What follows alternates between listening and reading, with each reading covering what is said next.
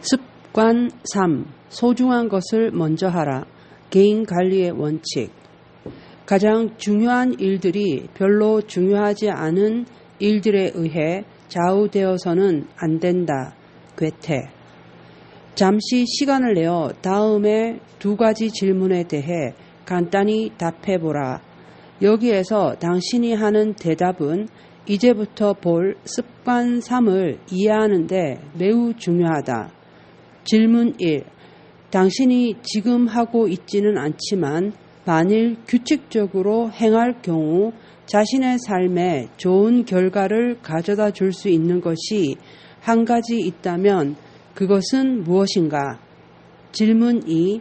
당신이 하는 사업이나 직장 생활에서 이와 비슷한 결과를 가져다 줄 수 있는 것이 한 가지 있다면 그것은 무엇인가? 여기에 대한 답은 나중에 논의하기로 하고 우선 습관 3에 대해 살펴보기로 하자. 습관 3은 개인적 성과로서 습관 1과 2를 실질적으로 완성하는 것을 의미한다. 습관 1은 당신은 창조자이다. 당신은 스스로에 대해 책임을 지고 있다고 말한다. 이는 인간의 독특한 4가지 천부적 자질인 상상력, 양심, 독립의지, 그리고 특히 자아의식에 근거하고 있다. 습관 1은 당신이 다음과 같이 말할 수 있도록 한다. 이 각본은 내가 태어나면서부터 부여받은 사회적 반영에 의해 만들어진 불건전한 프로그램이다. 나는 이렇게 비효과적인 각본을 좋아하지 않는다. 나는 변화할 수 있다. 습관 2는 첫 번째 마음속으로 한 창조에 해당된다. 이것은 상상력과 양심에 기초를 두고 있다. 상상력은 비전을 수립하는 능력, 잠재성을 찾아내는 능력, 현재의 눈으로 볼 수 없는 것을 마음속에 창조할 수 있는 능력을 말한다.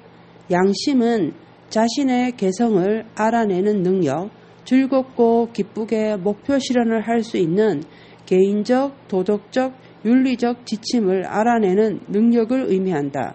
습관 2는 우리가 가진 기본적 패러다임과 가치관, 우리가 실현할 수 있는 비전과의 가깝고 깊은 접촉이다.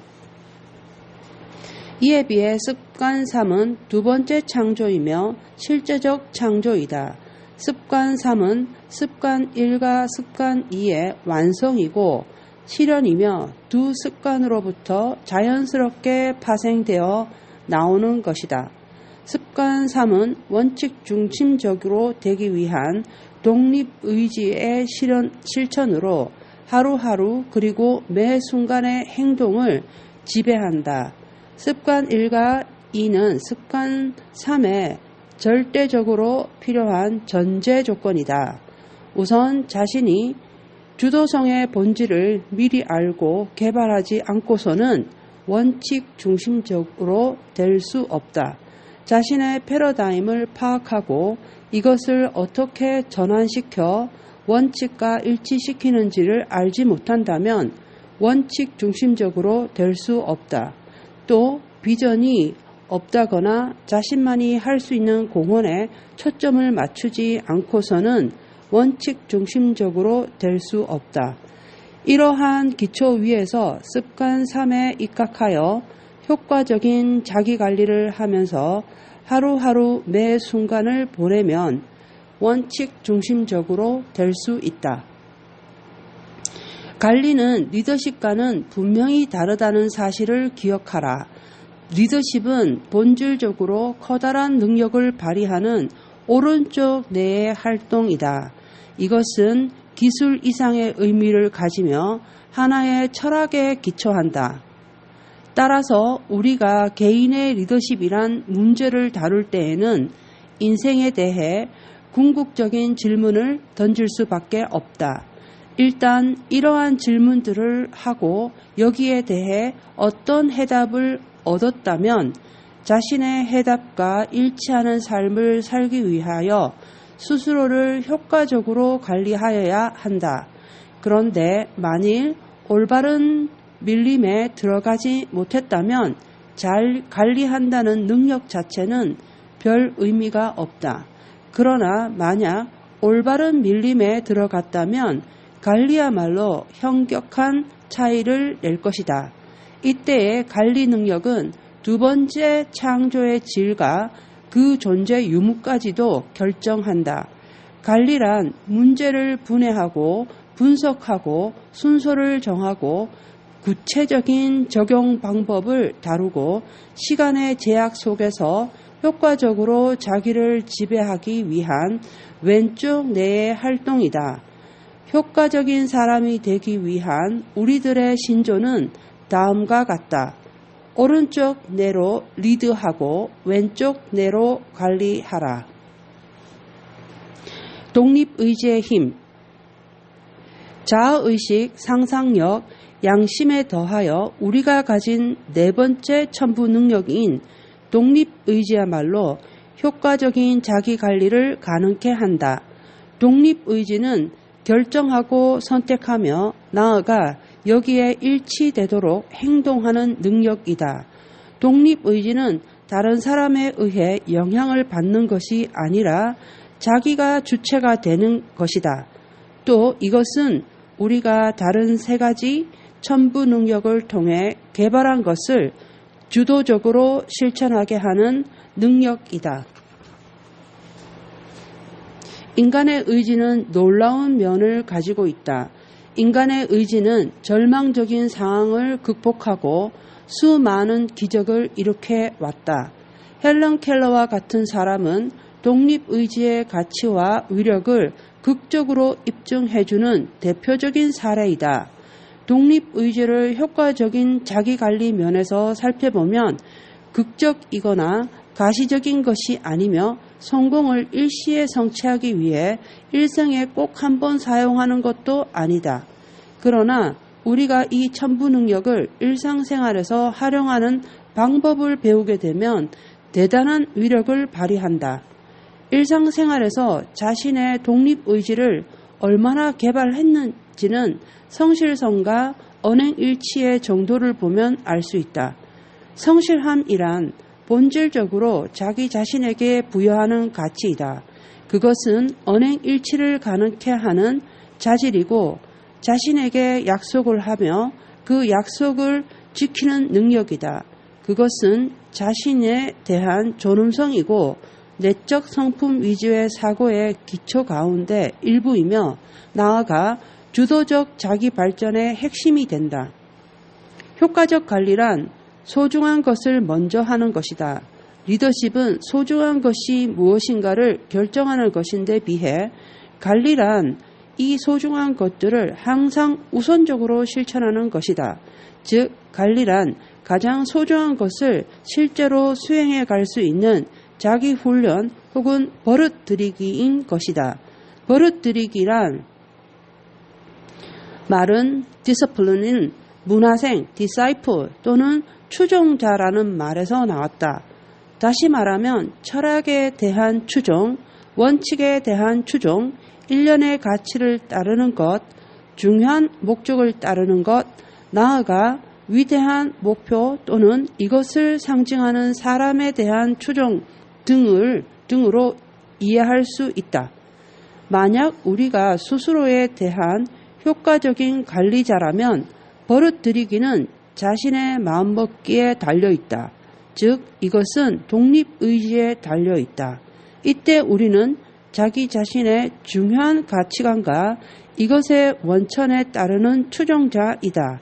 그러면 우리는 의지 및 언행일치의 성실성을 갖출 뿐만 아니라 이러한 가치 있는 자질을 가지고 자신의 감정과 충동, 기분을 통제할 수 있게 된다. 내가 좋아하는 수필 중 하나로 그레이가 쓴 성공의 공통분모라는 글이 있다. 그는 성공적인 삶을 산 사람들이 갖고 있는 공통분모를 찾고자 일생 동안 노력하였다. 그가 발견한 결과에 의하면 열심히 일한다거나 운이 좋다거나 인간관계가 좋다거나 하는 특징이 중요하긴 하지만 그것이 성공 비결은 아니었다.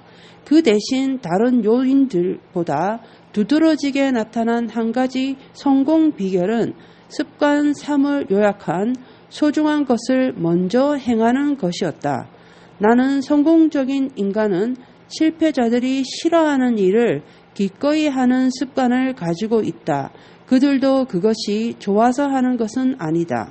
그들의 분명한 목적의식이 좋고 싫은 감정을 뒤로 밀어내는 것뿐이다. 라고 밝히고 있다. 싫어하는 일을 수행하려면 분명한 목적과 사명이 필요하다. 또 이것은 끝을 생각하며 시작하라는 습관 이의 가치관과 방향 감각을 필요로 하고 소중한 일에 열렬히 찬동하고 다른 것들을 거절할 수 있는 용기를 필요로 한다. 나아가 순간적인 충동이나 욕구에 의해 행동하는 것이 아니라 가치관에 입각해서 행동하도록 하는 독립의지와 자신이 하고 싶지 않을 때도 필요한 것이라면 그 일을 해내는 강한 의지를 필요로 한다. 이 강한 의지가 우리의 주도로 만들어진 첫 번째 창조, 즉 인생 목표를 성실하게 따르도록 해준다. 시간관리의 4가지 세대. 습관 3에서 우리는 생활관리 및 시간관리와 관련된 많은 질문을 다룬다. 이러한 흥미로운 분야를 오랜 기간 연구해온 학자로서 나는 시간관리 분야에서 가장 훌륭한 견해의 핵심은 우선순위에 따라 계획하고 실행하라라는 문구라고 생각한다. 이 문구는 시간관리 이론이 제3세대까지 발전하고 있음을 보여준다. 이 문구를 실천하는 최선책들이 현재 시간관리 분야의 여러 가지 다양한 접근법과 보조자료 등에 의해 다루어지고 있다. 자기관리는 인간이 노력해온 많은 분야들과 비슷한 형태로 진화되고 발전되었다.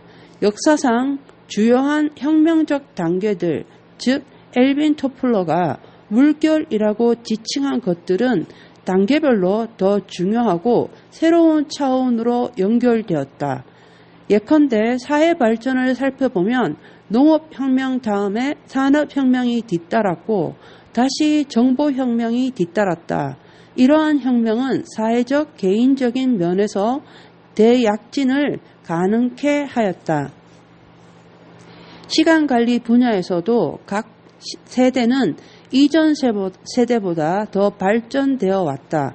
즉 시간관리 세대는 우리가 자기 생활을 더 잘 관리할 수 있도록 만들어 주었다. 시간관리의 제1세대, 즉 최초의 물결은 메모지에 기록을 하고 목록표를 이용하는 것이다. 다시 말해 시간과 에너지가 많이 요구되는 여러 가지 일들을 표시하여 인식하고 총괄하려고 시도하라고 할 수 있다. 시간관리의 제2세대는 달력과 약속 기록부라고 할 수 있다. 제2세대는 우리가 앞일을 계획할 수 있도록 미래에 있을 일과 활동에 대해 스케줄을 작성하는 것이다. 시간관리의 제3세대는 현재 널리 사용되고 있는 시간관리 방법이다. 제3세대와 제3세대에 와서는 이전 세대의 시간관리에 우선순위 개념을 추가하였고 가치 있고 중요한 것들을 명확하게 밝혔으며 이들의 가치를 참작하여 각 활동으로부터 얻은 이익을 서로 비교하는 새로운 아이디어를 추가하였다. 또 제3세대 시간관리는 목표 설정에 초점을 맞춘다. 여기에는 구체적으로 장기, 중기, 단기 목표가 있는데 이것은 이 같은 목표를 향해 가치 기준과 일치되도록 하면서 시간과 에너지를 투입한다. 이것은 매일매일의 계획 수립과 최대의 이익을 가져올 수 있는 목표와 활동을 수행하는 구체적인 계획도 포함한다. 제3세대 시간관리가 중대한 공헌을 해왔음에도 불구하고 사람들은 효율적인 스케줄 작성과 시간 통제가 자주 역효과를 가져온다는 사실을 깨닫기 시작하였다. 왜냐하면 효과성을 중시하는 것은 좋은 인간관계의 형성을 저해하고 인간 욕구를 충족하지 못하며 각자가 얽매이지 않고 자연스러운 순간을 즐길 수 없기 때문이다. 그 결과 많은 사람들은 시간관리 프로그램과 시간관리 책임자들이 자신을 너무나 스케줄에 얽매이게 할 뿐 아니라 제한한다고 느끼게 되었다. 마치 마르틴 루터의 목욕물과 함께 목욕시키는 아기도 버리는 격이라는 말처럼 된 것이다. 그 결과 많은 사람들이 좋은 인간관계를 유지하며 얽매이지 않고 자진해서 일하고 삶의 질을 보존하기 위하여 제3세대 시간관리 테크닉을 버리고 제1 및 제2세대로 되돌아가게 된 것이다. 여기서 새롭게 등장한 것이 바로 제4세대 시간관리이다. 제4세대에서는 시간관리란 표현 자체가 진정한 의미에서 보면 잘못된 것이라고 생각한다. 왜냐하면 우리는 시간을 관리하는 것이 아니라 자신을 관리해야 하기 때문이다. 만족이란 기대와 실현에 좌우된다. 그런데 기대, 곧 만족. 기대는 우리 영향력의 원 안에 놓여 있다. 따라서 제4세대 시간관리는 대상과 시간에 초점을 맞추기보다 인간관계의 유지와 증진, 결과의 달성을 강조한다. 간단히 말하면 생산 능력의 균형 유지에 더 중점을 두고 있다는 것이다. 제2사분면 제4세대 시간관리의 근본적 초점은 다음에 제시된 시간관리 매트릭스에서 파악할 수 있다. 기본적으로 우리가 시간을 쓰는 활용이나 일의 종류는 4가지 4분면 중 하나에 속한다. 표에서 보는 바와 같이 어떤 활동을 결정하는 2가지 요소는 바로 긴급성과 중요성이다. 긴급한 일은 즉각적인 행동이 요구되고 영향을 주기 때문에 지금 당장 해야 하는 것이다. 예컨대 전화벨이 계속 울릴 때는 급하다. 따라서 대부분의 사람들은 전화가 계속 울리도록 내버려 두지 못한다. 우리가 어떤 자료를 준비하느라 여러 시간을 보내고 특정 문제를 논의하기 위해 옷을 정장으로 갈아입고 누군가의 사무실에 막 가려 한다고 하자. 그런데 그 순간 전화벨이 계속 울린다면 사무실로 가는 것을 멈추고 우선 전화를 받을 것이다. 15분 내로 전화 받을 테니 끊지 말고 기다려 라고 말하는 사람은 없다. 그러나 누군가와 전화 통화를 하면서 방문객을 15분이나 사무실에서 기다리게 하는 경우는 흔하다. 긴급한 일들은 보통 눈앞에 보인다. 따라서 이것들은 우리에게 압박감을 주고 행동하도록 졸라댄다. 긴급한 일은 대개 바로 우리 코앞에 있다. 이 같은 일은 종종 즐겁고 쉽고 재미있다. 그러나 이런 긴급한 일은 대부분의 경우 중요하지 않다. 반면 중요성은 결과와 관계된다. 우리의 사명, 가치관, 우선순위가 높은 목표에 기여하는 일이 중요한 일이다. 우리는 급한 일에 즉각적으로 반응한다. 그러나 급하지 않지만 중요한 일은 더 큰 자발성과 더 많은 주도성을 요구한다. 어떤 일을 성사하기 위해서는 기회를 포착해야 한다. 그런데 만약 우리가 습관 일을 실천하지 않아서 인생 목표가 무엇인지를 알지 못한다면 급한 일을 처리하는 데만 주로 시간을 보내게 된다. 이제부터 시간관리 매트릭스의 4가지 4분면에 대해 각각 살펴보자. 제1 4분면에 속하는 것은 모두 급하고 중요한 것들이다. 이것은 즉각적인 처리가 요구되고 또 결과도 중대한 사안들을 다룬다. 따라서 보통 제1 4분면의 활동들을 위기 혹은 문제라고 부른다. 우리는 모두 인생을 살아가면서 제1 4분면에 속하는 활동을 경험하고 있으며 상당수는 많은 시간을 빼앗기고 피로해진다. 여기에 속하는 사람들은 위기관리자이고 문제 해결사들이며 나아가 기한 달성 전문가들이다. 우리가 제1 4분면의 활동에만 관심을 둔다면 이것은 점점 더 늘어나서 마침내 우리를 지배하게 된다. 이것은 마치 거대한 파도와 같다. 엄청나게 큰 문제가 다가와서 우리를 쓰러뜨리고 겨우 휘청거리며 다시 일어나면 더 큰 문제가 나타나 우리를 파괴한다. 어떤 사람은 문자 그대로 매일매일을 문제에 둘러싸여 괴로워하고 있다. 이들에게 유일한 탈출구는 중요하지 않고 급하지도 않은 제4 4분면으로 도피하는 것이다.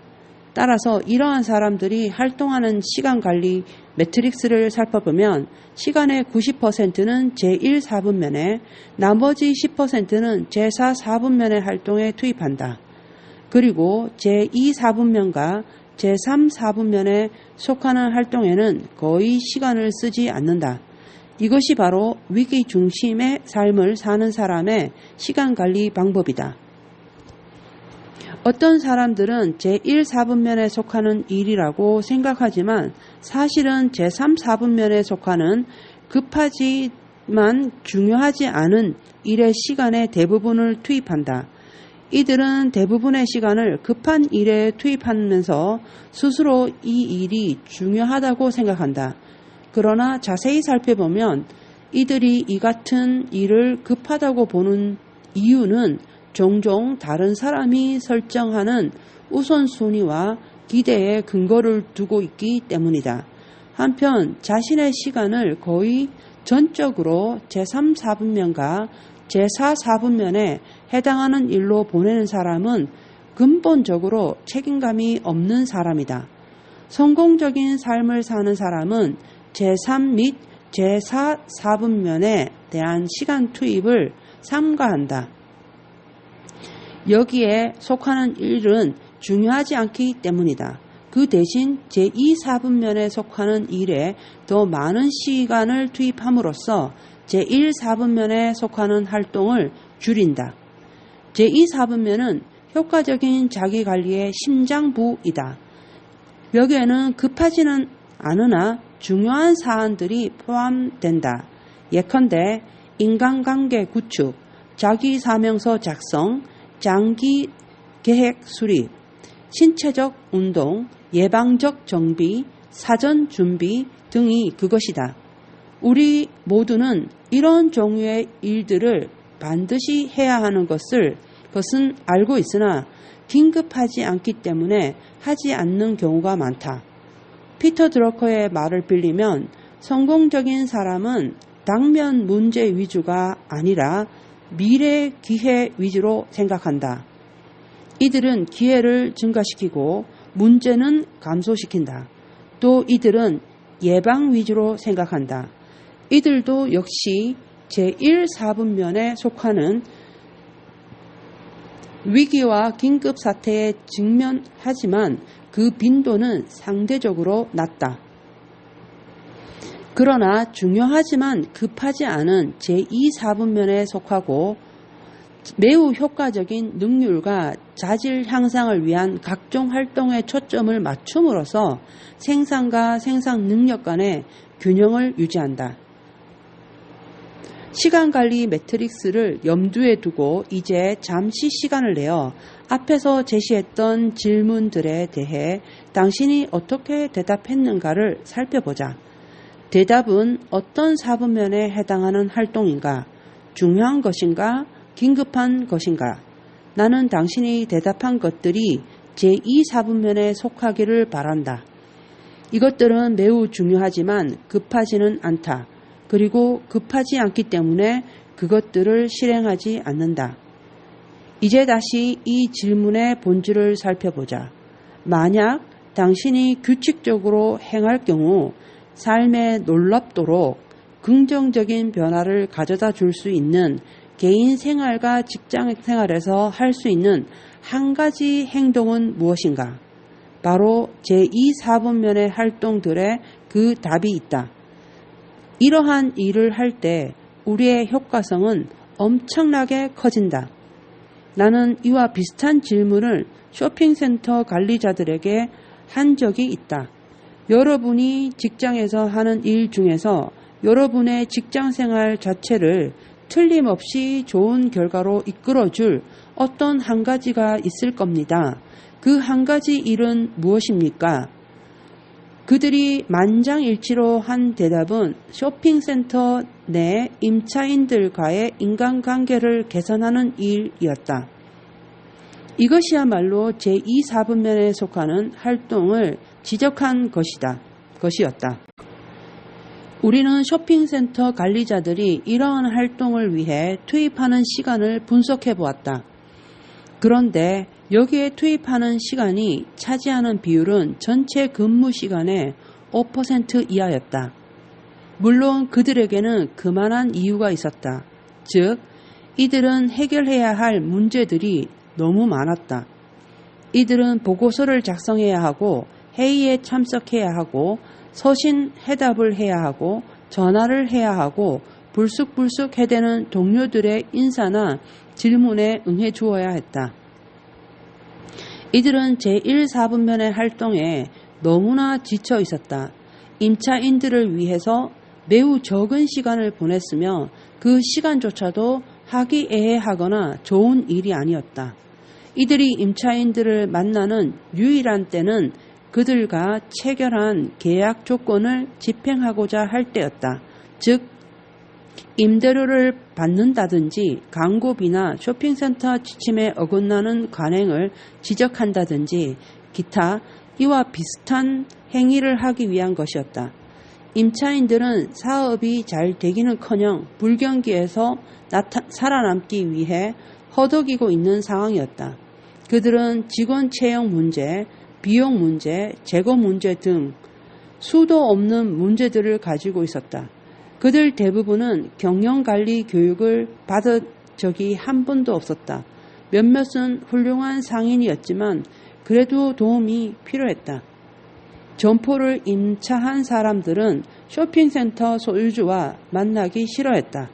그를 만난다는 것은 골치만 아플 뿐인 또 하나의 문제였기 때문이었다. 그래서 쇼핑센터 관리자들은 주도적인 행동을 취하기로 결정하였다. 그들은 자신의 목적, 가치관, 소중한 것들의 우선순위를 재검토하였다. 그리고 이러한 우선순위에 맞춰 자기 시간의 3분의 1 정도를 점포주와의 관계 개선에 활용하였다. 내가 이 조직을 약 1년 반 정도 컨설팅하는 동안 이들이 관계 개선에 할애한 시간은 20% 정도 증가하였다. 과거에 비해 4배 이상의 시간이 증가한 것이다. 게다가 그들은 자신의 역할을 바꾸어 임차인들의 이야기를 경청하고 그들을 훈련시키고 또 컨설팅해 주었다. 그 결과 상호 간의 관계는 건설적이고 가깝게 되었다. 관계 개선 효과 역시 극적이고 막대한 것이었다. 시간과 방법의 효율보다 인간관계와 성과에 중점을 둠으로써 임차인들은 새로운 아이디어와 판매 기법을 개발하고 이를 통해 증가된 경제 수치에 감동받았다. 쇼핑센터 관리자들은 임대해준 점포의 매출액이 증가했기 때문에 임대료 수익이 커졌고 점포 임대 희망자가 증가함으로써 보다 효과적이고 만족스러운 경영관리자가 되었다. 이제 이들은 더 이상 단속 경찰관이나 감독자가 아니라 문제 해결사가 되었고 도움을 주는 사람이 되었다. 여러분이 대학생이든 졸업 라인에 근무하는 노동자든 가정주부든 패션 디자이너든 회사의 사장이든 관계없이 제2사분면에 해당하는 일을 찾아내어 이를 주도적으로 실행한다면 역시 이 같은 성과를 얻을 수 있을 것이다. 여러분의 효과성은 극적으로 증대될 것이다. 또 여러분이 직면한 골치 아픈 문제와 위기는 감당할 수 있을 정도로 줄어들 것이다. 왜냐하면 위기로 번져나갈 상황을 사전에 생각하여 방지하고 문제의 근원을 해결하고 나아가 예방 차원의 행동을 하기 때문이다. 이를 시간관리 용어로는 파레토 원칙이라 부른다. 즉 80%의 결과는 20%의 활동에서 나온다. 못한다 라고 말할 수 있는 용기. 제2사분면에 필요한 시간을 끌어올릴 수 있는 곳은 처음에는 제3사분면과 제4사분면 뿐이다. 제2사분면의 예방과 준비 활동에 보다 많은 시간을 투입함으로써 제1사분면의 크기를 줄일 수 있지만 여기에 속하는 긴급하고 중요한 활동들을 처음부터 무시할 수는 없다. 그러므로 제2사분면을 위해 투입할 시간은 처음에는 반드시 제3사분면과 제4사분면에서 나와야 한다. 제1사분면과 제3사분면에 속하는 일들이 우리의 마음을 끄는 반면 제2사분면에 속하는 일에는 우리의 결심과 주도성이 필요하다.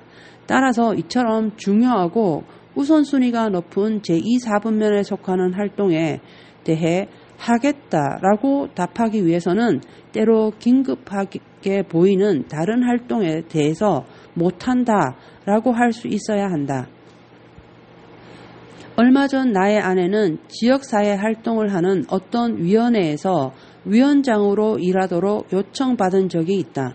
그녀는 해야 할 중요한 일들이 많았기 때문에 그 일을 정말로 맡고 싶지 않았다.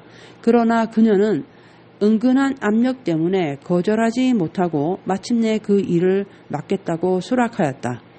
그 후 아내는 절친한 친구에게 전화를 걸어 위원회 일을 도와달라고 요청하였다. 그녀의 친구는 오랫동안 경청하고 나서 샌드라, 그 일은 정말 좋은 일인 것 같구나. 그 일에 참여하도록 초청해줘서 진심으로 고마워. 그런데 여러 가지 이유 때문에 내가 그 일에 참가하기는 어려울 것 같아. 하지만 항상 나를 생각해주는 너의 마음에 대해 내가 얼마나 고맙게 생각하는지 알아주기 바란다고 말했다. 아내는 그 친구가 좋은 말로 못한다고 하자 당황했다. 그녀는 나에게 와서 한숨을 쉬며 말했다. 나도 그렇게 말했어야 했는데. 여기서 말하고자 하는 것이 중요한 봉사활동을 하지 말아야 한다는 의미는 아니다. 사실 이러한 일들은 매우 중요하다. 그러나 우리는 자신의 삶에서 가장 소중하고 우선순위가 높은 것이 무엇인가를 결정한 다음 다른 일들에 대해서 좋은 말로 그러나 변명이 되지 않게 못한다고 말할 용기도 가져야 한다. 그런 용기는 우선순위가 높은 것부터 하겠다라는 내면의 강한 결심에서 나온다. 최선에 대한 해방꾼은 종종 무난함인 것이다. 우리는 어떤 일에 대해서 항상 못한다고 말하고 있다는 사실을 명심해야 한다. 못한다고 말하는 그 일이 우리의 삶에서 눈앞에 닥친 긴급한 것은 아닐지라도 무엇보다 기본적이고 대단히 중요한 것일 수도 있다. 비록 긴급한 일부터 처리하는 것이 무난한 방침이라고 할지라도 이 무난함이 자신의 최선을 방해하고 자신만이 할 수 있는 독특한 공헌을 수행하지 못하게 한다. 내가 어떤 큰 종합대학에서 홍보처장의 일을 맡고 있을 때 매우 재능 있고 주도적이며 창의적인 문필가를 한 사람 채용한 적이 있었다. 그가 일을 시작한 지 몇 개월이 지난 어느 날 나는 그의 사무실에 찾아가서 골칫거리가 되고 있는 긴급한 문제를 처리해 달라고 요청하였다. 그는 다음과 같이 말했다. 스티븐, 나는 당신이 부탁한 일은 무엇이든 해주고 싶습니다. 그러나 우선 제 사정을 들어보시죠. 그리고 나서 나를 자신의 스케줄이 적혀있는 벽 칠판으로 데리고 갔다. 거기에는 이미 사전에 확정된 실행 목표와 완료 날짜까지 적혀있는 24가지 이상의 프로젝트들이 나열되어 있었다. 그는 대단히 독립적이고 자제력이 있는 사람이었기에 그를 제일 먼저 찾아간 것이었다. 나는 어떤 일이 성취되도록 하려면 바쁜 사람에게 맡겨라라는 격언을 따른 것이었다. 그는 말을 계속했다. 스티븐, 당신이 지금 원하는 일을 잘하기 위해서 며칠은 걸릴 겁니다. 제가 당신의 일을 해주기 위해 여기 있는 일들 중 어떤 일을 연기하거나 취소하면 좋겠습니까? 나는 물론 그의 일 중에 어떤 것을 취소하거나 연기하는 데 대해 책임지고 싶지 않았다.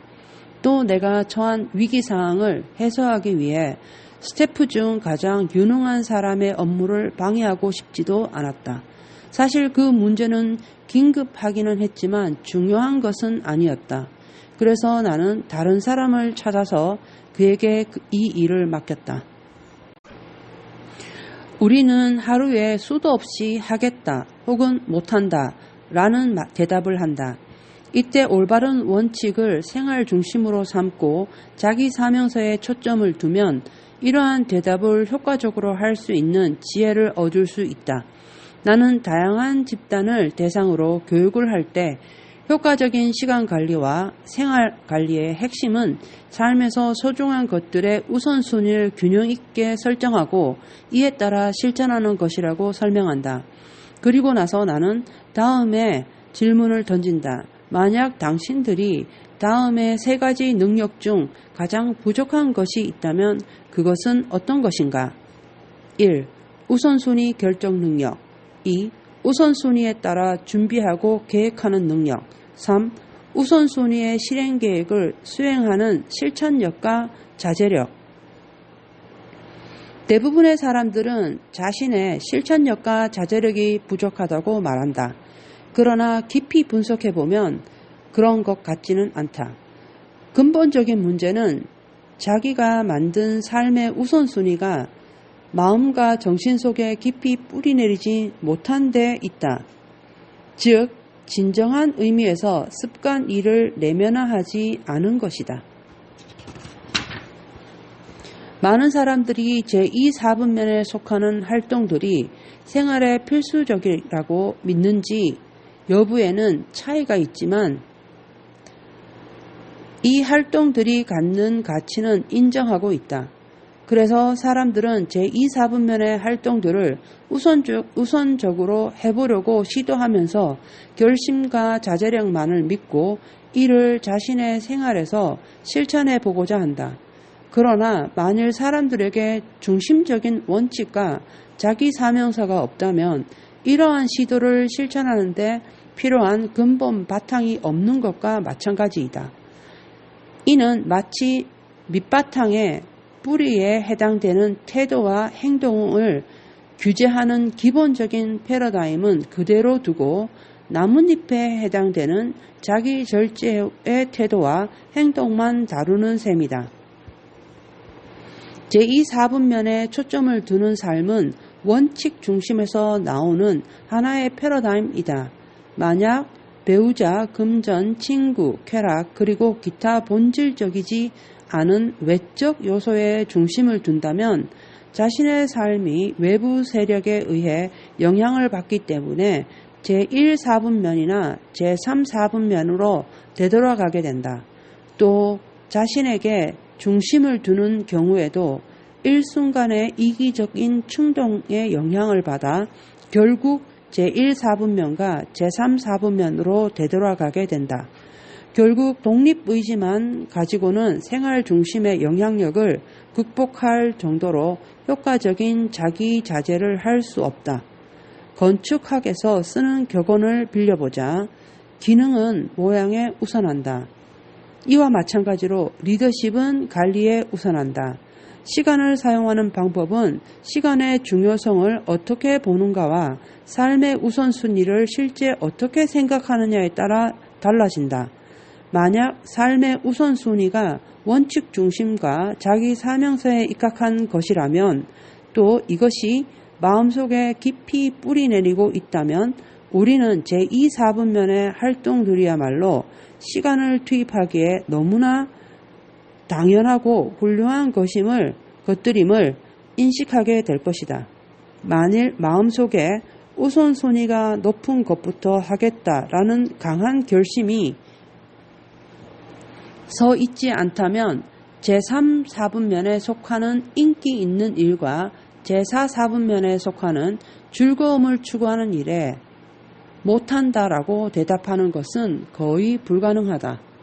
결국 자신의 인생 프로그램을 검토할 수 있는 자아의식을 가지고 하겠다라고 결심할 수 있는 새롭고 독특한 원칙 중심의 인생 프로그램을 만들 수 있는 양심과 상상력을 가질 때만이 중요하지 않은 일은 못한다라고 순수한 미소를 띠고 거절할 수 있는 충분한 독립의지를 가질 수 있을 것이다. 제2, 4분면으로 이동. 제2, 4분면으로의 이동. 만약 제2, 4분면에 속하는 활동들이 효과적인 자기 관리의 핵심이고 먼저 해야 할 소중한 것이라면 우리는 어떻게 이러한 활동들을 계획하고 실행할 수 있을까? 제1세대 시간관리는 우선순위에 대한 개념을 인식조차 하지 못했다. 제1세대의 작업은 일이 끝나면 하나씩 줄을 그어 지워버리는 노트와 해야 할 일에 대한 목록 작성이었다. 이것을 하나씩 지워 나갈 때마다 순간적인 성취감을 맛볼 수 있으나 그 목록에는 아무런 우선순위가 없다. 말하자면 목록에 있는 것과 삶의 궁극적 가치 및 목적 사이에는 아무런 상관관계가 없다. 결국 단순히 우리의 주의를 끌게 하는 것과 명백히 해야 할 필요가 있는 사안에 대해서만 대처한다. 많은 사람들은 제1세대의 패러다임에 입각해서 일을 처리한다. 이 방법은 저항이 가장 적고 고통과 긴장이 없다. 다시 말해서 흐름대로 따라가면 고생스럽지 않고 재미있다. 게다가 마음속에서 우러나온 자기 절제와 일정 계획이 아니므로 결과에 대한 책임을 별로 느끼지 않는다. 제1세대에 입각해서 시간 관리를 하는 사람은 효과적이지 못하다. 이들은 비생산적이고 생활 스타일도 생산 능력을 구축하는데 아무 도움을 주지 못한다. 또 뿌리가 깊지 못해 외부 세력에 시달리게 됨으로써 신망 없고 무책임해 보이며 자제력과 자존심을 갖지 못한다. 제2세대 시간관리자는 제1세대에 비하면 조금 더 자기 통제력이 있다. 이들은 사전에 일을 계획하고 일정을 세우며 참석해야 될 자리에 나타나기 때문에 좀 더 책임감 있게 보인다. 그러나 스케줄에 따라 하는 활동 역시 우선순위가 없고 소중하고 가치 있는 것과 인생 목표에 인정할 만한 상관관계를 갖지 못한다. 따라서 이들도 큰 성과를 달성하는 경우는 드물고 단지 스케줄을 중심으로 생활하는 경향이 있다.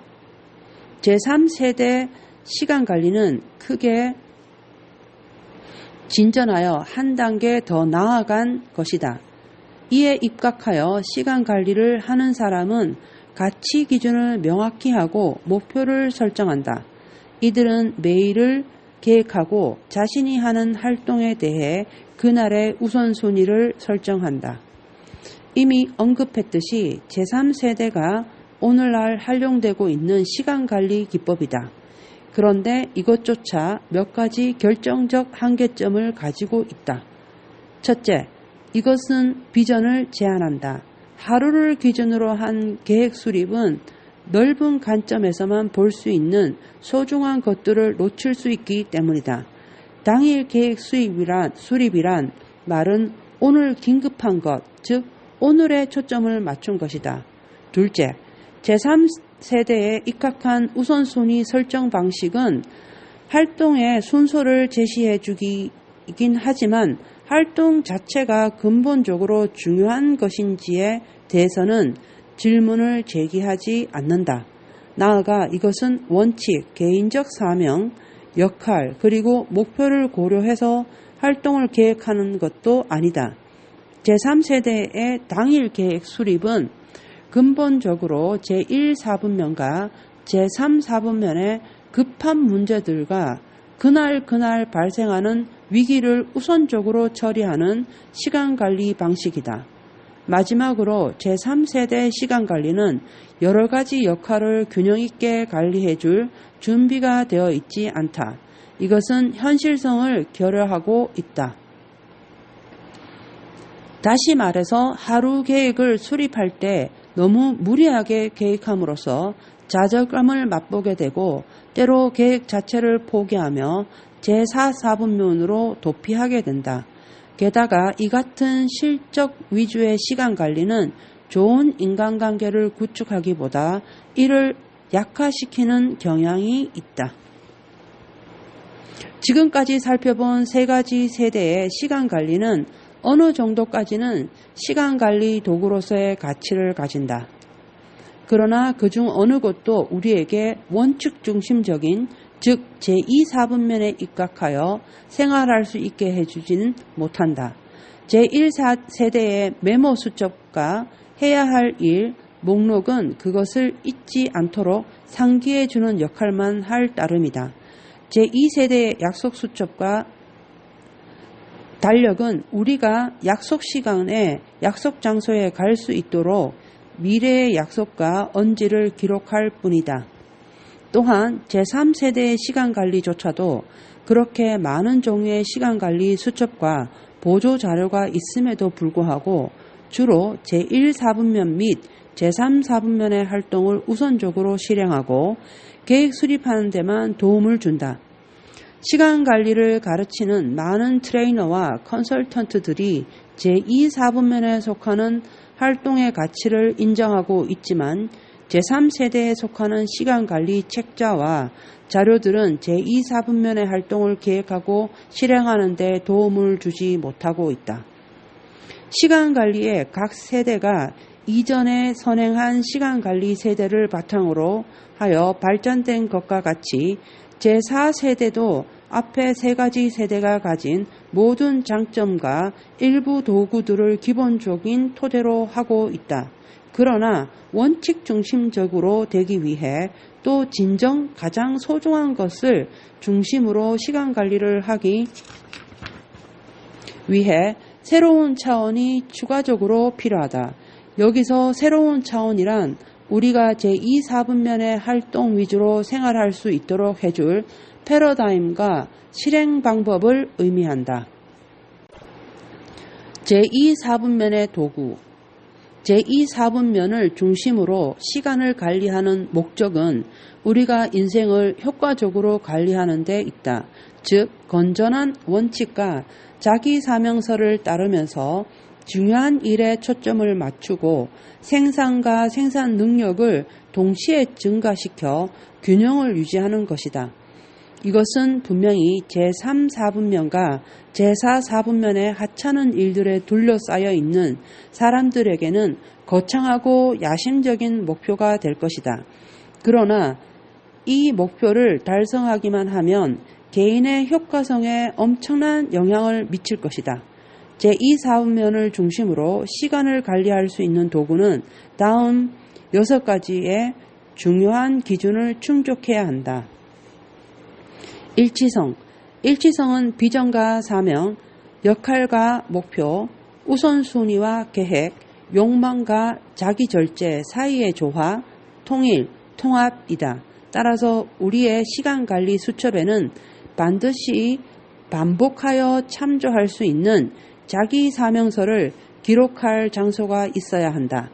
나아가 여기에는 자신의 역할과 장단기 목표를 기록할 공간이 있어야 한다.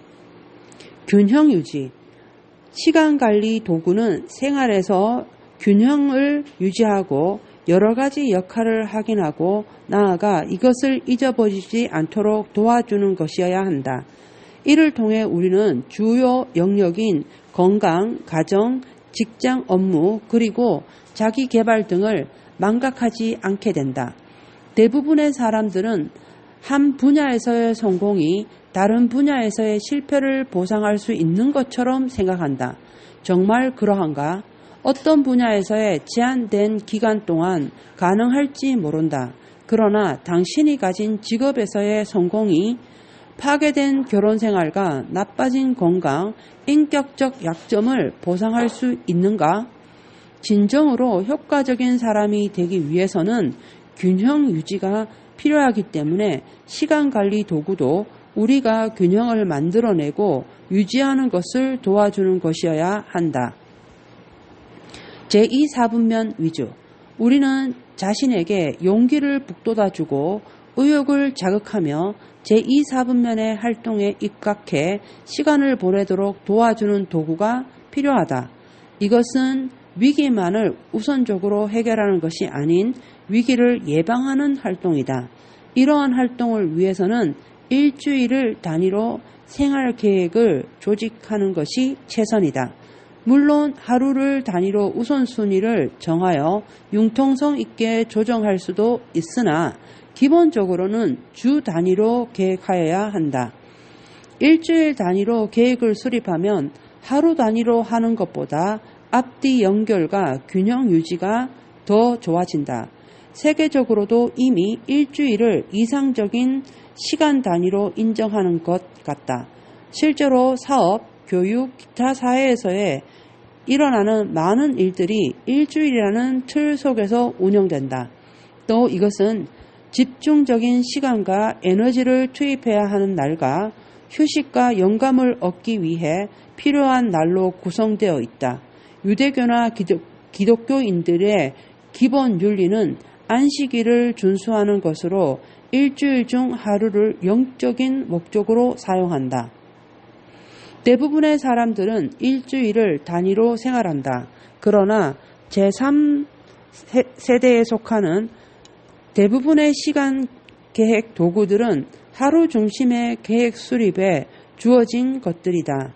하루 중심의 도구가 활동에 대한 우선순위를 결정하는데 도움을 줄지는 모르지만 본질적으로는 위기와 바쁜 일들을 계획하는 것에 불과하다.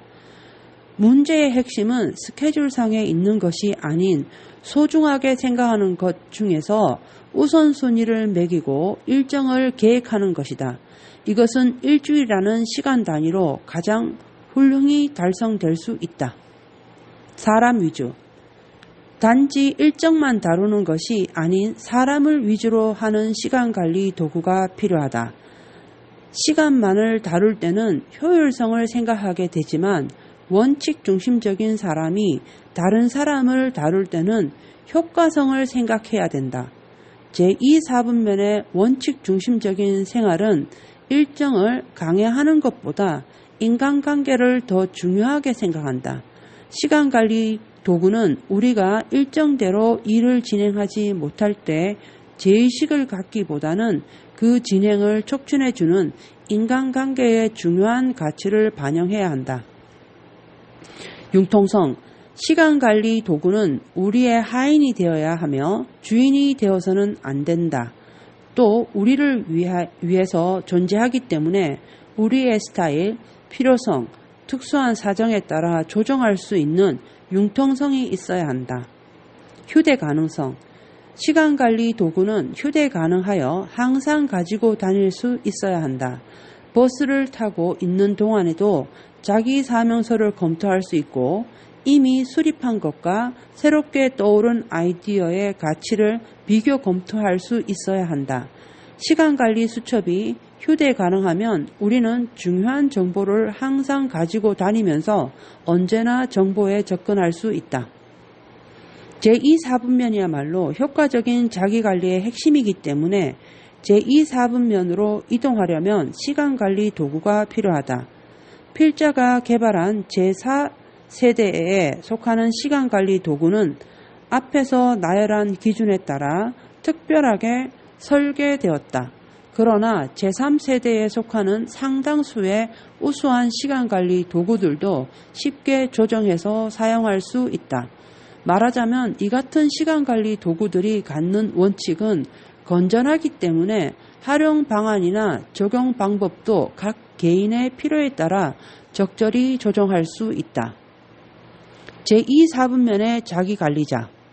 이 책에서 다루는 내용은 효과성의 실제 적용이 아닌 원칙을 가르치는 것이지만 만약 우리가 실제로 원칙 중심적인 제2사분면의 활동을 위주로 일주일을 계획하는 경험을 갖는다면 원칙에 대한 이해와 제4세대 시간관리가 갖는 본질에 대해 좀 더 잘 파악하게 될 것이다. 제2사분면 중심의 시간관리는 다음의 4가지 주요 활동을 포함한다. 역할 규명. 첫 번째 할 일은 여러 가지 주요 역할을 기록하는 것이다. 만약 인생에서 맡은 역할에 대해 깊이 생각해 본 적이 없었다면 당장 마음에 떠오르는 대로 여러 가지 역할을 적어보라. 우리는 개인으로서의 역할을 갖고 있다. 즉, 가족의 구성원으로서 남편 또는 부인, 엄마 또는 아빠, 아들 또는 딸, 그리고 친척 관계에서는 이모, 삼촌, 사촌 등 하나 혹은 그 이상의 역할을 적을 수 있다. 직장인으로서의 몇 가지 역할, 즉 정기적으로 시간과 에너지를 투입하는 각각 다른 임무에 대해 그 역할을 적을 수 있다. 또 종교단체나 지역단체에서의 역할도 적을 수 있다. 여생에서 해야 할 역할에 대해 신경 쓸 필요는 없다. 오직 다가오는 일주일을 고려하고 앞으로 7일 동안 어떻게 시간을 보낼 것인가만 기록하면 충분하다. 다음 2가지 사례는 사람들이 자신의 다양한 역할을 적어 놓은 것이다. 개인 1. 개인 2. 남편, 아빠 3. 신제품 개발 업무 책임자 4. 연구 업무 책임자 5. 인력 개발 업무 책임자 6. 행정 업무 책임자 7. 자선기금 모험위원 1. 자기개발 담당자 2. 아내 3. 어머니 4. 부동산 중개인 5. 주일학교 교사 6. 교향악단 멤버 교향악단 멤버 목표 선택. 2번째 단계는 당신이 각 역할에 있어서 다음 7일 동안 성취하고 싶은 2-3가지 결과를 생각해내는 것이다. 이것을 목표란에 기록하라. 다음 페이지의 그림을 참조할 것. 이 목표 중 적어도 몇 개는 제2사분면의 활동을 반영하여야 한다. 이것이 개인적 사명과 연관된 장기 목표와 연결된다면 대단히 이상적이다. 비록 아직 자기 사명서를 작성하지 않았다 해도 각각의 역할 중 어떤 것이 중요한가, 그리고 각 역할에 대해 2-3가지 중요한 목표가 무엇인가를 느낌이나 직감으로 알 수 있을 것이다. 일정 계획. 이제 우리는 목표를 염두에 두고 앞으로 올 일주일을 전망하면서 목표를 달성하는 시간 계획을 수립할 수 있게 되었다. 예를 들어 우리의 목표가 자기 사명서의 초안을 작성한 것이라면 이 일을 수행하기 위하여 일주일에 2시간을 할애할 수 있을 것이다. 일요일, 신앙이나 사정에 따라 자신에게 특별한 의미를 주는 다른 날도 관계없음. 일요일은 일주일의 계획을 수립하는 것을 포함하여 보다 개인적이고 영적인 활동을 계획하는데 이상적인 시간이다. 또 일주일은 지난 날을 해고하고 영감을 얻고 원칙과 가치 기준의 관점에서 자신의 삶을 들여다보기에 좋은 시간이기도 하다. 만약 운동을 통해 육체적인 컨디션을 좋게 하는 것을 목표로 설정한다면 목표 달성을 위해 일주일 중 3, 4일에 각각 1시간씩 또는 일주일 내내 매일 1시간씩 할애해야 할 것이다. 목표에 따라서는 근무 시간에만 달성할 수 있는 것이 있고 또 어떤 것은 아이들이 집에 있는 토요일에만 이루어질 수 있는 것이 있다. 이제 하루가 아닌 일주일 계획에 이점이 있음을 알 수 있겠는가?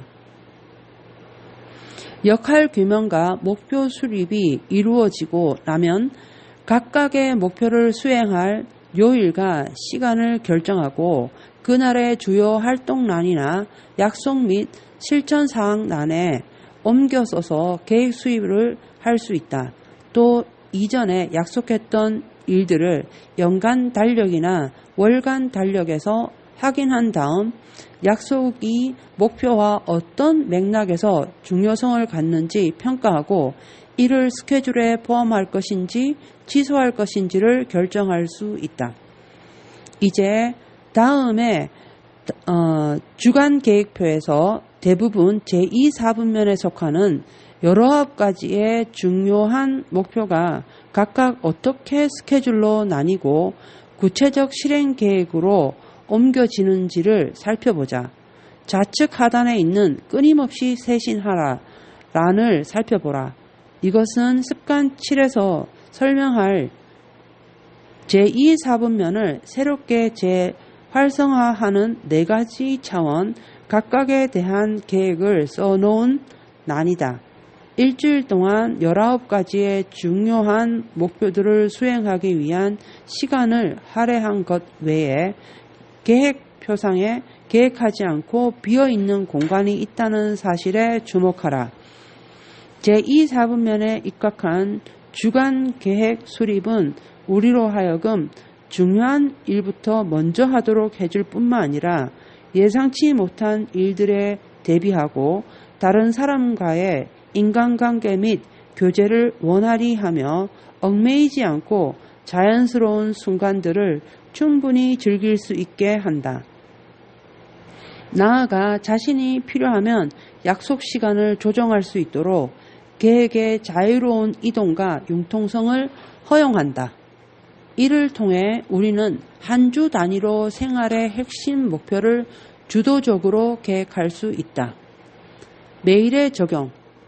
제2, 4분면을 중심으로 일주일 계획을 수립하면 매일 계획을 우선순위에 따라 해당 날짜에 배당하고 예기치 않은 일, 인간관계, 감동적인 경험 등에 따라 조정해서 실행한다. 매일 아침 몇 분의 시간을 내어 자신의 일과표를 점검하면 갑자기 닥쳐올 예기치 않은 일들도 대비할 수 있고 일주일을 계획할 때 고려하였던 결정의 배경도 상기해 볼 수 있다. 또 하루 일정을 검토하면서 자신의 역할과 목표의 우선순위가 내면적 균형 감각에서 자연스럽게 나오고 있음을 알 수 있을 것이다. 이것은 결국 자기 사명서에서 나는 보다 유연하고 좀 더 오른쪽 내에 의존한 우선순위 설정이다. 아직도 제3세대의 시간관리에서 통상 이용되는 A, B, C 혹은 1, 2, 3으로 우선순위를 매기는 방식이 매일의 활동에 필요한 계획을 세워준다고 생각할 수도 있다. 그러나 이처럼 특정한 활동들을 중요하다거나 중요하지 않다고 결정하는 것은 잘못된 흑백 논리이다. 이러한 활동의 중요성은 분명히 연속성상의 어느 지점에 있는 것이며 우리가 중요하다고 생각하는 몇몇 활동들은 다른 것들에 비해 상대적으로 더 중요한 것일 뿐이기 때문이다. 주간계획의 관점에서 볼 때 제3세대 시간관리는 하루를 중심으로 중요성의 순위를 결정한다. 어떤 활동이 자신의 자기 사명과 어떤 관계를 가지고 있는지 또 균형된 삶을 사는데 어떤 작용을 하게 되는지를 알기도 전에 이것의 우선순위를 매기는 것은 효과적인 방법이 아니다. 원하지 않거나 전혀 할 필요가 없는 것에 우선순위를 부여하거나 달성하려고 노력할 수 있기 때문이다. 이제 당신은 원칙 중심적인 제2사분면의 관리자로서 자신의 일주일을 계획하는 것과 개인 중심적이거나 다른 어떤 것에 생활 중심을 두고 하루를 계획하는 것 사이의 차이점을 이해할 수 있겠는가? 제2사분면에 중점을 두게 되면 현재의 중요성을 엄청나게 개선할 수 있다는 것을 깨닫기 시작하였는가? 나는 원칙 중심적인 제2사분면의 시간관리가 갖는 위력을 체험하였고 수백 명의 다른 사람들도 똑같은 효과를 얻고 있음을 확인하였다. 이 방법이야말로 과거 방법과는 크게 다른 차이, 엄청나게 긍정적 차이를 만들어낸다. 주간 목표가 올바른 원칙과 자기 사명서에 기반을 둔다면 효과성은 더욱 증대될 것이다. 실행 방법. 컴퓨터에서 사용되는 용어로 다시 한번 비유해보자. 만약 습관 1이 당신은 프로그래머다 라고 말한다면 습관 2는 프로그램을 짜라 이고 습관 3은 프로그램을 실행하라 라고 말할 수 있다. 이것을 실행하기 위해서는 독립의지와 자기절제, 언행일치, 건전한 몰입이 필요하다.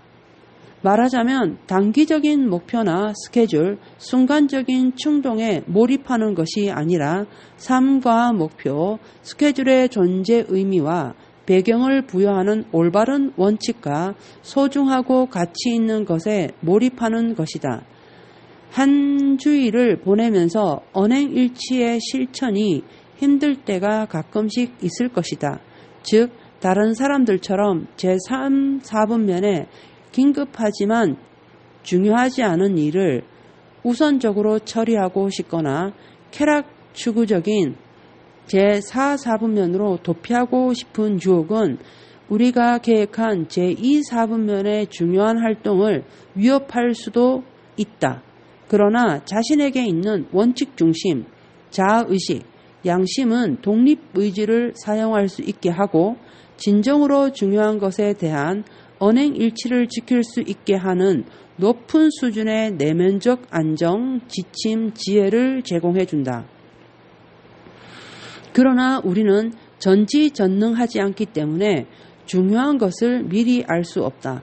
따라서 일주일을 계획할 때 똑같은 주의와 조심을 가지고 예기치 못했던 중요한 것을 위하여 스케줄을 무시해야 할 경우도 있을 것이다. 우리는 원칙 중심적이기 때문에 내면적 평온을 가지고 이러한 결정을 할 수 있다. 언젠가 우리 아이 중 하나가 일정 계획 수립과 효율성의 성과에 대해 깊이 빠진 적이 있었다. 어느 날 그 애는 모든 활동을 분 단위까지 할당해서 아주 빡빡한 일정 계획을 세웠다. 여기에는 책을 선택하는 것, 세차, 여자친구인 캐럴을 차로 태워다 주는 것까지도 포함되어 있었다. 캐럴과의 심각한 문제가 대두될 때까지 모든 일들은 일정 계획에 따라 잘 진행되었다.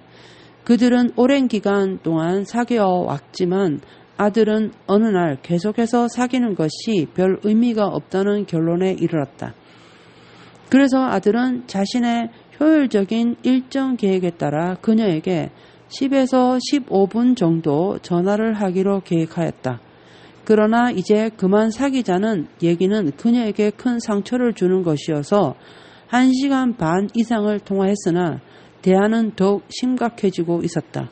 이 상은 두 사람 모두에게 큰 좌절감을 주었으며 직접 만나서 얘기해도 충분치 않을 그런 경우였다. 우리는 사람들과의 관계에서 단순히 효율성만 생각할 수는 없다. 사람에 대해서는 효과성을, 일에 대해서는 효율성을 생각해야 한다. 나도 의견을 달리하거나 까다로운 사람과의 관계에서 효율적으로 되기 위해 노력해 보았지만 쉽지 않았다. 또 말썽이 되는 문제를 해결하기 위해 아이들이나 혹은 회사 직원에게 10분이란 상담 시간을 할당하여 효율을 높이려 해보았다.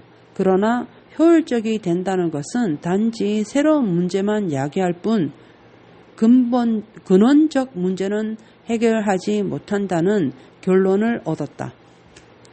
많은 부모들, 특히 자녀를 둔 어머니들은 하루 종일 아이를 돌보는 데만 매달리게 되어 많은 것을 성취하고 싶은 욕망을 충족하지 못하고 좌절감에 빠진다. 좌절감은 지나친 기대에서 나온다는 사실을 기억하라. 또 기대나 희망은 대개 자신에게 가치 있고 소중한 것이 아니고 종종 사회적 거울이 반영한 것, 즉 주변 사람들이 원하는 것이다. 그러나 만약 우리가 마음속 깊이 습관 일을 새긴다면 더 높은 가치가 삶을 이끌어 나갈 것이다. 우리는 높은 가치에 대한 성실성을 위해 일정 계획을 덜 중요하게 여길 수 있다. 우리는 일정을 조정할 수 있고 나아가 융통성 있는 태도를 가질 수 있다. 이렇게 되면 일정대로 따르지 못할 때나 일정 계획을 바꾸어야 할 때 죄의식을 느끼지 않아도 된다. 제4세대 시간관리. 사람들이 제3세대 시간관리 도구의 사용을 꺼리는 이유 중 하나는 그 도구들이 개인의 자발성과 자연스러움을 빼앗기 때문이다. 즉, 도구들은 경직되고 융통성이 없어서 일정표에 얽매이게 만든다. 이는 제3세대 시간관리가 기초하고 있는 효율성 패러다임이 사람이 일보다 중요하다는 원칙과 일치하지 않은 데서 비롯된다. 제4세대 도구는 사람 위주의 원칙을 인정한다. 이것은 효율성이 아닌 효과성 면에서 개선해야 할 첫 번째 대상이 바로 자신임을 인식시켜준다. 이것은 우리가 제2사분면에 시간을 보내도록 해주고 삶의 의미를 깨닫고 원칙 중심으로 살게 해주며 목적과 가치관을 명확하게 하여 매일 하는 의사결정의 방향으로 살도록 도와준다. 이 도구는 우리가 인생에서 균형된 삶을 살 수 있도록 도와주고 일일 계획의 한계를 벗어날 수 있도록 일주일을 단위로 계획하게끔 해준다. 또 우리가 추구하는 소중한 가치와 계획이 일치하지 않을 때 자아의식과 양심을 사용하여 자신이 가장 중요하다고 결정했던 원칙과 목적을 따르도록 도와준다. 이는 우리가 도로 지도를 사용하는 대신 나침판을 사용하는 것과 같다. 자기관리, 즉 시간관리의 제4세대를 제3세대와 비교하면 다음과 같은 5가지 측면에서 개선된 형태라는 것을 알 수 있다. 첫째, 원칙 중심적이다. 제4세대는 제2사분면의 중요성에 대해 말로만 떠들기보다는 원칙 중심의 패러다임을 만들어 진정으로 중요하고 효과적인 것에 시간을 쓰도록 해준다. 둘째, 양심지향적이다. 이것은 우리가 가장 소중하게 여기는 가치를 따르면서 자기가 가진 최대한의 능력을 발휘할 수 있도록 해준다. 또한 중요하고 가치 있는 것들을 위해서라면 일정 계획을 때에 따라 무시할 수 있는 자유를 주기도 한다. 셋째, 가치관과 장기 목표를 포함하여 자신만의 독특한 사명을 정해준다. 이것은 우리가 하루하루를 어떻게 보내냐 하는지 그 방법에 대한 방향과 목적을 제공한다. 넷째, 역할을 규명함으로써 생활을 균형 있게 해준다. 그리고 매우 중요한 역할에 대해 목표 설정과 활동 계획을 밝혀준다. 다섯째, 주간 단위의 계획을 세움으로써 전후 관계를 더욱 자세히 설명해준다. 필요에 따른 매일의 조정과 함께 이는 하루 중심의 제한된 시각에서 벗어나 자신의 주요 역할을 검토함으로써 가장 소중하고 가치 있는 것들을 생각할 수 있도록 도와준다. 이상의 5가지 개선점을 통해 제4세대는 시간관리 자체보다 인간관계와 결과를 훨씬 더 중요시한다는 것을 실질적으로 알 수 있다.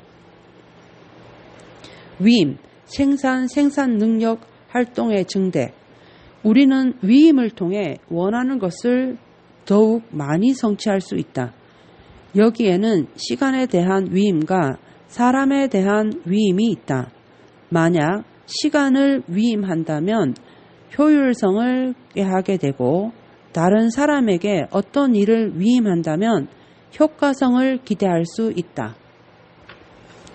사람들은 어떤 일을 다른 사람에게 위임하는 것 그 자체가 너무 많은 시간과 노력이 들고 또 자신이 하면 직무를 더 잘할 수 있다고 믿기 때문에 다른 사람에게 위임하기를 꺼린다. 그러나 다른 사람에게 효과적으로 위임하는 것은 지렛대 효과처럼 강력하고 최상의 성과를 올릴 수 있는 방법이다. 숙련되고 훈련된 사람에게 권한과 책임을 양도함으로써 자신의 에너지를 다른 높은 성과를 가져오는 활동에 사용할 수 있다. 위임은 개인과 조직 모두에게 성장을 의미한다. 페니 백화점을 창설한 페니는 그가 했던 가장 현명한 결정은 더 이상 모든 것을 혼자 힘으로 할 수 없다는 것을 깨닫고 남들에게 양도한 것이었다고 하였다. 그의 이 같은 결정은 이 백화점이 수백 개의 점포로 발전하는 것 외에도 수천 명에 이르는 사람들의 자기 성장을 가능케 하였다. 다른 사람에게 위임하였기 때문에 그것은 대인관계의 승리이고 습관사에 포함될 수 있다. 그러나 우리가 여기에서 개인관리의 원칙에 초점을 맞추고 있고 다른 사람에게 역할을 위임하는 능력이 관리자와 독립생산자의 주요한 차이이므로 나는 개인관리 기술의 관점에서의 이 위임 문제를 다루고자 한다. 생산자는 황금알을 얻기 위해 바람직한 성과 달성에 필요한 것이면 무엇이든 하게 된다.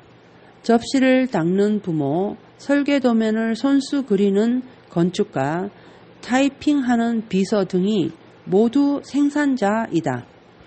그러나 어떤 사람이 황금알을 생산하기 위하여 다른 사람들을 서로 연결하고 시스템을 활용하여 작업한다면 이 사람이야말로 상호 의존적인 의미에서 관리자가 된다. 접시 닦는 일을 아이에게 위임한 부모는 관리자이다. 다른 건축가들을 지휘하여 일을 해내는 건축가는 관리자이다. 비서들과 사무실 직원들을 감독하는 비서는 사무관리자이다. 생산자는 효율에 손실이 없다고 가정할 때 1시간을 노력하여 1개의 결과를 얻는다. 그러나 관리자는 1시간을 투입하지만 효과적인 위임을 통해 10개, 50개, 100개를 생산해낼 수 있다. 관리는 본질적으로 지뢰의 받침점을 이동시키는 것이다. 따라서 효과적 관리의 핵심은 권한의 위임이다.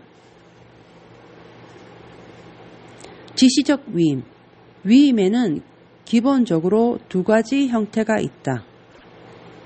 그중 하나는 지시적 위임이고 다른 하나는 신임적 위임이다.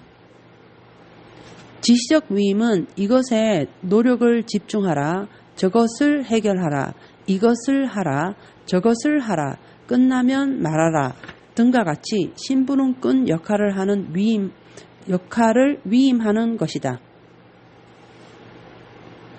대부분의 생산자는 지시적 위임의 패러다임을 갖는다. 밀림에서 큰 칼을 휘두르며 길을 내고 있던 사람들을 기억하는가? 그들이 바로 생산자이다. 그들은 소매를 걷어붙이고 직무를 수행한다. 그들이 감독자 혹은 관리자의 직위를 부여받는다 해도 여전히 생산자의 사고방식을 유지할 것이다. 그들은 결과를 달성하는 데 필요한 임무 위임을 어떻게 해야 하는지 알지 못한다. 또 방법에 초점을 맞추고 있기 때문에 결과에 대한 책임까지 지게 된다.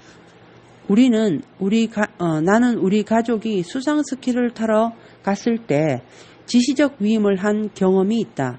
수상 스키를 잘 타는 우리 아들이 스키를 타고 있었고 내가 보트를 운전하였다. 나는 카메라를 아내에게 건네주면서 사진을 찍으라고 말했다. 처음에 나는 그녀에게 필름이 별로 없기 때문에 사진을 함부로 찍지 말라고 하였다. 나는 그녀가 사진을 잘 찍지 못한다는 것을 알고 있었기 때문에 해가 보트 전면에 있을 때나 아이가 점프하거나 회전할 때 또는 팔꿈치를 모으는 순간에 사진을 찍으라고 말하였다. 그러나 한정된 필름과 그녀의 솜씨가 미숙하다는 점에 대해 생각하면 할수록 걱정이 되었다. 나는 마지막으로 다음과 같이 말하였다. 자, 여보, 내가 당신에게 신호할 때 사진을 찍어요. 알겠어? 그리고 나는 그 후 몇 분 동안 지금이요. 아니, 찍지 마시오. 찍지 마시오. 라고 소리를 질러댔다. 나는 매 순간, 매 장면마다 아내에게 지시하지 않으면 이 일이 잘못될 것이라고 걱정하였다. 수행 방법을 일일이 감독하면서 이것은 순수한 지시적 위임이다. 수행 방법을 일일이 감독한다면 이것은 순수한 지시적 위임이다. 많은 사람들은 항상 이러한 방식의 위임을 한다. 그러나 이를 통해 얼마나 많은 것을 달성할 수 있는가? 그리고 일일이 관여해야 한다면 얼마나 많은 사람을 관리 감독할 수 있겠는가? 다른 사람에게 보다 효과적으로 위임할 수 있는 더 나은 방법이 있다. 이것은 다른 사람의 자아의식, 상상력, 양심, 자유의지를 존중하는 데서 비롯된다. 신임적 위임. 신임적 위임은 방법이 아니라 결과에 초점을 둔다. 이것은 위임받는 사람이 방법을 선택하고 결과에 대해서 책임지도록 하는 것이다. 이렇게 하면 물론 시작 단계에서 더 많은 시간이 걸리지만 이것은 꼭 필요한 시간이다. 우리는 신임적 위임을 통해 질의 받침을 이동할 수 있으며 성과를 크게 증가시킬 수 있다. 신임적 위임을 위해서는 다음과 같은 5가지 사항에서 기대치, 즉 달성 목표에 대해 사전에 서로 이해하고 명확하게 해둘 필요가 있다. 기대성과, 어떻게가 아닌 무엇에 대해, 즉 방법이 아닌 결과에 중점을 두고 어떠한 성과가 기대되는지를 명확하게 서로 이해하도록 하라. 서두르지 말라. 인내심을 가져라. 예상 성과를 상상해보라. 사람들이 그것을 알 수 있게 기술하고 언제까지 완성돼야 하는지 그리고 어떤 질적 결과가 기대되는지 품질 명세서를 작성하라. 실행 지침. 위임받는 사람이 어떤 제약 조건 내에서 일해야 하는지 반드시 밝혀라. 실행 방법을 위임하는 잘못을 피하기 위해 제약 조건의 수는 가능한 한 적어야 한다. 그러나 중요한 제약 조건은 반드시 포함해야 한다. 예를 들어 우리는 위임받는 사람이 목표 완수에 필요하다면 전통적 관행이나 가치 있는 것도 무시할 수 있다는 생각을 하지 못하도록 막아야 한다. 이러한 무시의 결과로 실수를 하게 되면 의욕을 잃고 지시적 위임만을 원하는 잔심부름꾼의 신조로 되돌아가기 때문이다. 당신이 원하는 것이 무엇인지 말만 해주십시오. 그대로 하겠습니다. 만약 위임하는 직무가 실패하는 경로를 알고 있다면 이를 밝혀라. 솔직하게 공개하라. 그 사람에게 덫이 어디 있는지를 알려주고 맹수가 어디 있는지도 알려주라. 우리는 매일 바퀴를 재발명하는 노력을 원하지 않는다. 사람들이 다른 사람의 실수로부터 배우도록 하라. 잠재적 실패 경로를 지적하라. 즉 무엇을 해야 하는지보다 무엇을 하지 말아야 하는지를 말하라. 또 그들에게 지침 내에서라면 모든 수단을 동원해서 일을 수행하도록 하되 그 결과에 대해 책임지도록 하라. 가용자원. 위임받는 사람이 소기의 성과를 얻을 수 있도록 하는 여러 가지 자원, 즉 인적 자원, 재정적 자원, 기술적 자원, 그리고 조직이 가진 자원 등을 밝혀라. 책무 확인. 평가에 사용할 평가 기준을 수립하고 보고와 평가를 실시하는 시기도 정하라. 손익 결과. 평가의 결과로 무슨 손익이 있을 것인가를 밝혀라. 여기에는 재정적 보상, 심리적 보상, 승진이나 자천 등의 직무 조정, 조직 전체의 사명에 영향을 끼치게 될 귀결 등이 포함된다. 몇 년 전 나는 우리 아이 하나와 위임에 관한 흥미로운 경험을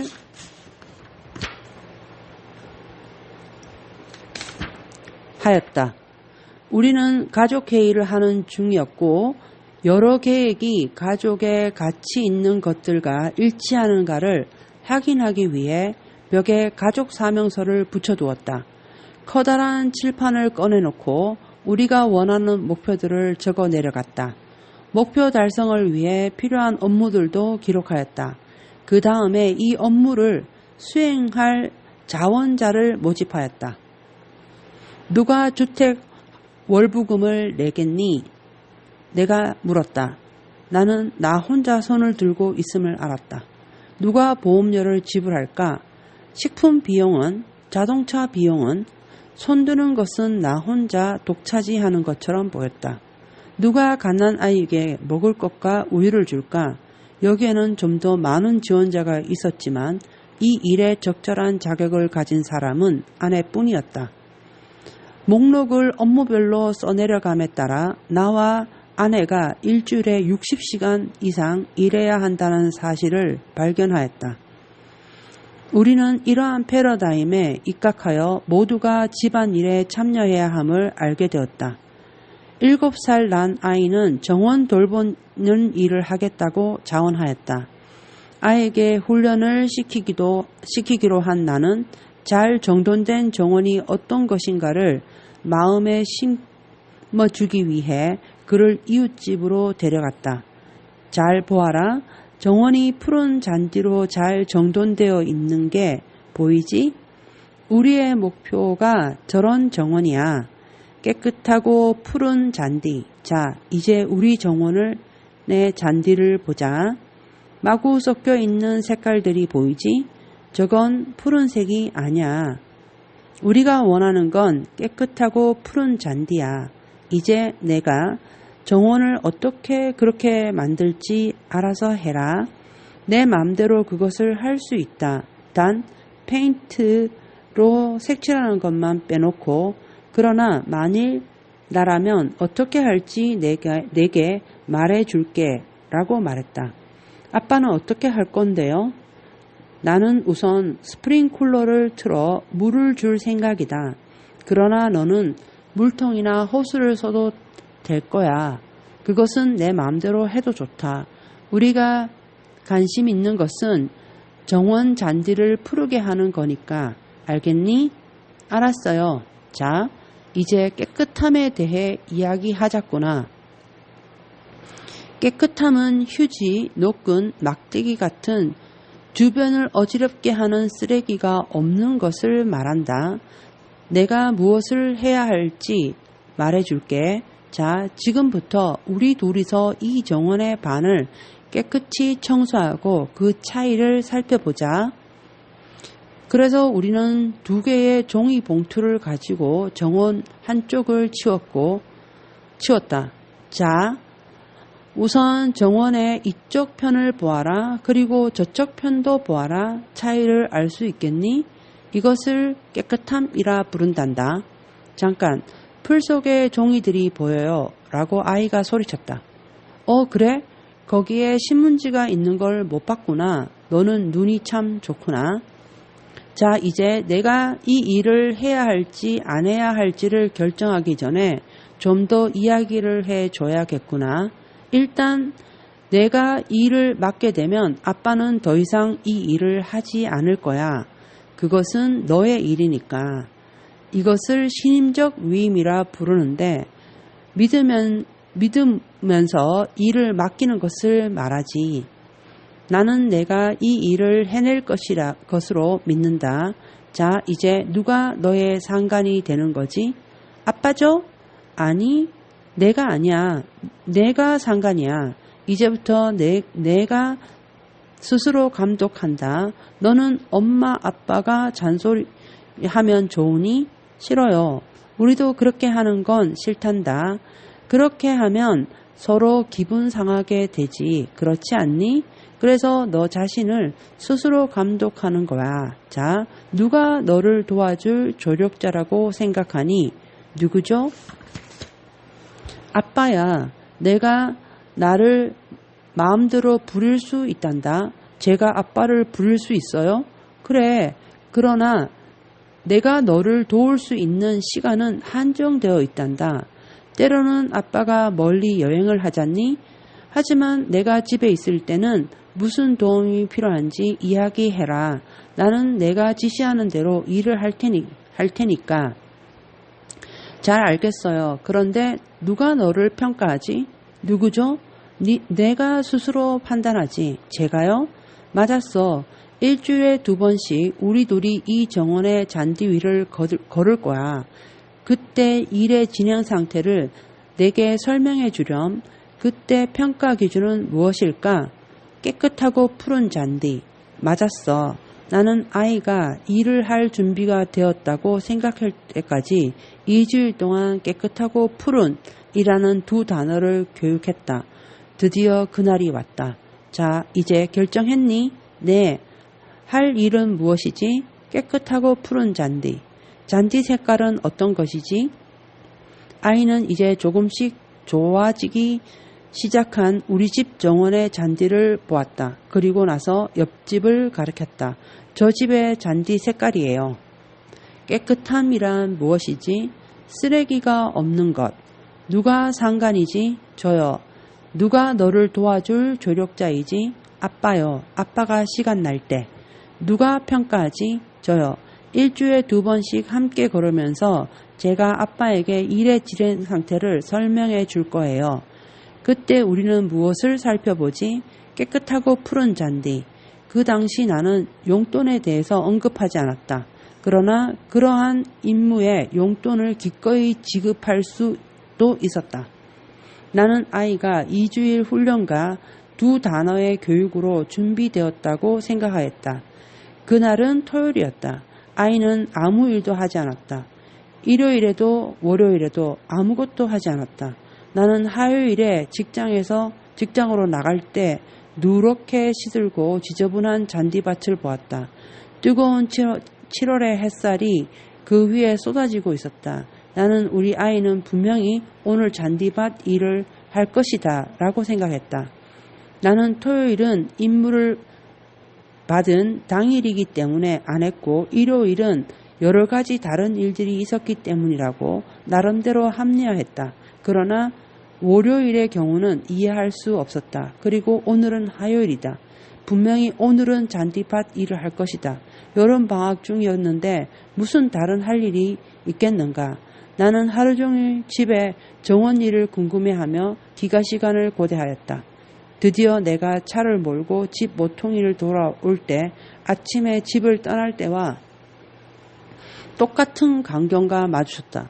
그리고 길 건너 공원에서 놀고 있는 우리 아이를 보았다. 도저히 이해할 수 없었다. 나는 화가 났고 2주일간의 교육과 온갖 약속 끝에 나타난 결과에 대해 실망하였다.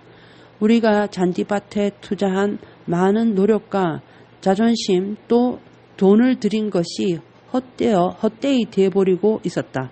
게다가 이웃의 잔디밭은 짧고 가지런히 깎인 채 아름답게 정돈되어 있었다. 그래서 나는 더 창피하게 느꼈다. 나는 지시적 위임으로 되돌아갈 준비가 되어 있었다. 이 녀석 이리 와서 당장 휴지를 줍지 못해 나는 이러한 방법으로 황금알을 얻을 수 있다는 것을 알고 있었다. 그러나 거의는 어떻게 될 것인가? 아이의 책임 의식에는 어떤 영향이 있을까? 그래서 나는 억지 웃음을 띤 채 큰 소리로 말했다. 얘야 별일 없니? 좋아요. 그는 대답했다. 잔디밭 일은 잘 되어 가고 있니? 나는 내가 약속을 어기고 있음을 알았다. 그렇게 묻는 것은 합의한 사항이 아니었다. 그래서 그의 역시 적당히 답변해 버리는 것이 정당하다고 느꼈다. 잘 되어 가고 있어요, 아빠.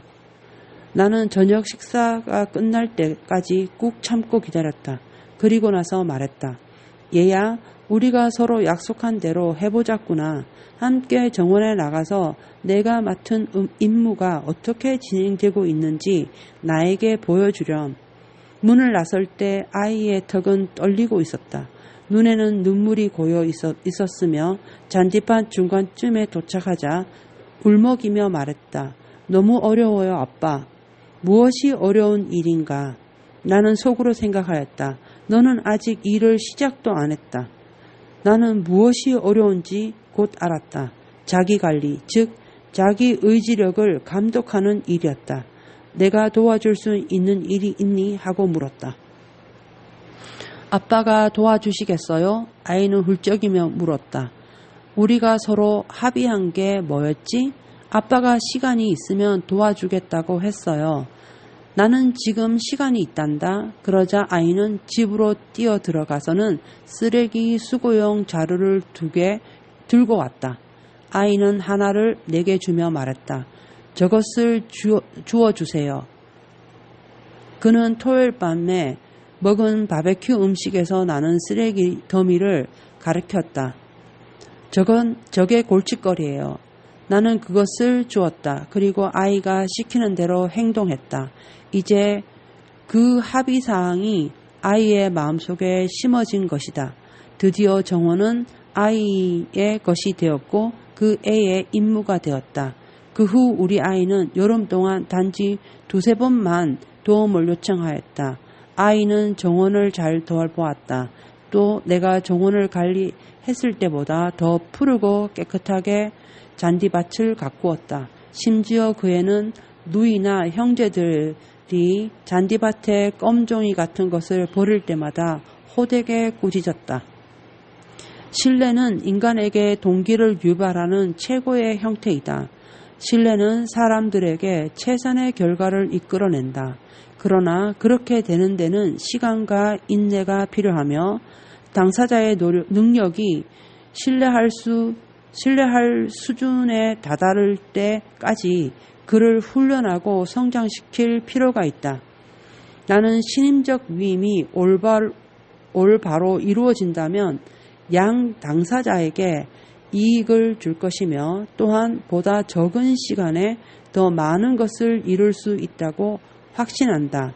잘 결속된 가정에서는 각자의 임무가 효과적으로 위임되어 식구들이 하루에 1시간씩 일하는 것만으로도 집안의 모든 일이 완결될 수 있다. 그러나 여기에는 단지 생산하는 능력만이 아니라 관리하는 내적 능력도 요구된다.